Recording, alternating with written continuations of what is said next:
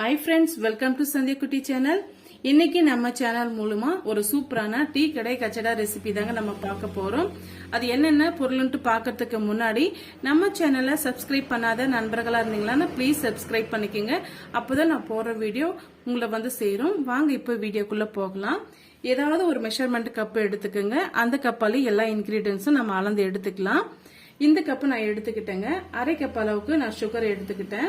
அதுல பாத்தீங்கன்னா வாசனை இல்லாம நம்ம முட்டை சேர்க்கறதுனால வாசனை இல்லாம இருக்கிறதுக்காக ஏலக்காவை நம்ம சேர்க்கிறோம். முட்டையோட வாசனம் இல்லாம இருக்கிறதுக்காக இது வந்து பொடியை அரைச்சி எடுத்துட்டு வந்துடலாம். பாருங்க, நம்ம பொடியை அரைச்சி எடுத்துட்டு வந்துட்டோம். இதுலயே வந்து நம்ம முட்டையை வந்து உடைச்சிட்டு சேர்த்துக்கலாம். நமக்கு ஈஸியா இருக்கும்.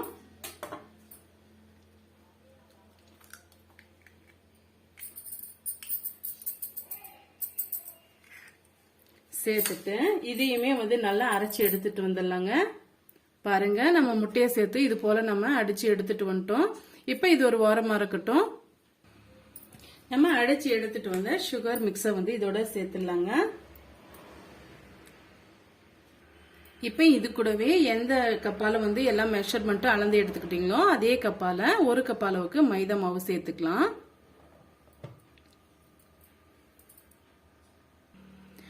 அதே கப்பால அரை கப் அளவுக்கு ரவை சேர்த்துக்கலாங்க. 2 பிஞ்ச் அளவுக்கு ஆப்ப சோடா சேர்த்துக்கலாம். 1 பிஞ்ச் அளவுக்கு உப்பு சேர்த்துக்கலாங்க. அந்த ஸ்வீட்டோட தன்மையை வந்து இன்க்ரீஸ் பண்ணி கொடுக்கும். இப்ப இது எல்லாம் சேர்த்து நம்ம பிசைஞ்சு எடுத்துக்கலாம். சப்போஸ் வந்து தண்ணி தேவைப்பட்டதுன்னா மட்டும் நீங்க சேர்த்துக்குங்க. தண்ணி இல்ல பால் கூட நீங்க சேர்த்துக்குங்க. ஆனா நம்ம அரைச்சி எடுத்துட்டு வந்த சர்க்கரையும் முட்டையோட ஈரப்பதமே இதுக்கு கரெக்டா இருக்கும். பத்தலைனா மட்டும் நீங்க சேர்த்துக்குங்க.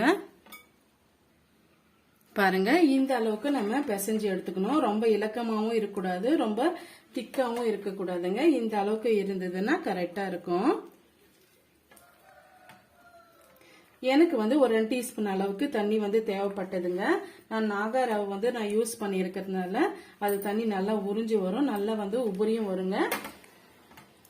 அதனால 2 டீஸ்பூன் அளவுக்கு எனக்கு தண்ணி வந்து தேவைப்பட்டது. நீங்க எடுத்திருக்க ரவையோட அளவு பொறுத்து நீங்க தண்ணி சேர்க்கணுமா இல்லையான்னு சொல்லிட்டு பார்த்துட்டு நீங்க சேர்த்துக்குங்க. இப்ப இது ஒரு 15 மினிட்ஸ்ல இருந்து ஒரு 30 மினிட்ஸ் வரைக்கும் நல்லா அப்படியே ஊறி வரட்டுங்க. நம்ம பிறகு நம்ம கஜடா செய்ய ஆரம்பிச்சிடலாம்.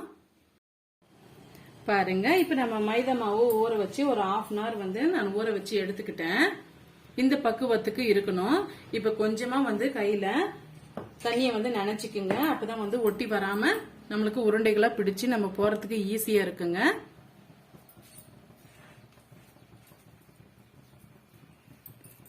பாருங்க, நம்ம தண்ணி சேர்த்து இருக்கிறதுனால நல்லா வந்து ஒட்டி வராம நல்லா இது மாதிரி ரவுண்ட் ஷேப்புக்கு கொண்டு வர முடியுது.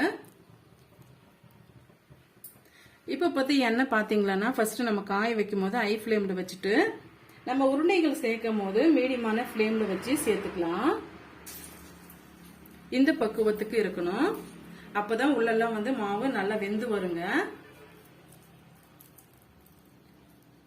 ஒன்னோட ஒண்ணு ஒட்டாத அளவுக்கு தனித்தனியா வந்து பிரிச்சு விடுங்க. ஒவ்வொரு டைமும் வந்து நம்ம மாவு எடுக்கும் போது கையில வந்து தண்ணியை வந்து நனைச்சுக்கிட்டு எடுத்து போடுங்க. அப்பதான் வந்து உங்களுக்கு ஈஸியா வந்து ஒட்டி வராம வரும்.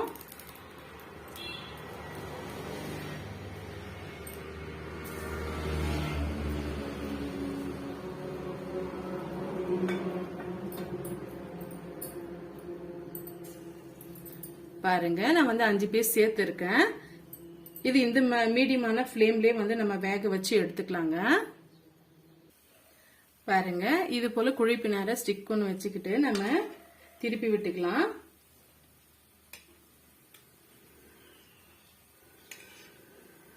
மீடியமான ஃபிளேம்லயே வந்து வச்சுக்குங்க. அப்பதான் உள்ளெல்லாம் மாவு நல்லா வெந்து வரும்.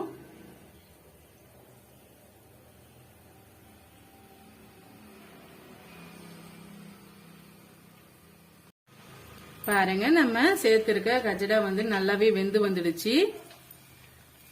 இந்த ஸ்டேஜ்ல நம்ம வடிகட்டிட்டு எடுத்துக்கலாம். சூப்பராகவே எவ்வளவு மேல கிறிஸ்பியாவும் உள்ள சாஃப்டாவும் வெந்து வந்திருக்கு பாருங்க. இப்ப நம்ம எண்ணெயெல்லாம் வடிகட்டிட்டு எடுத்துக்கலாம்.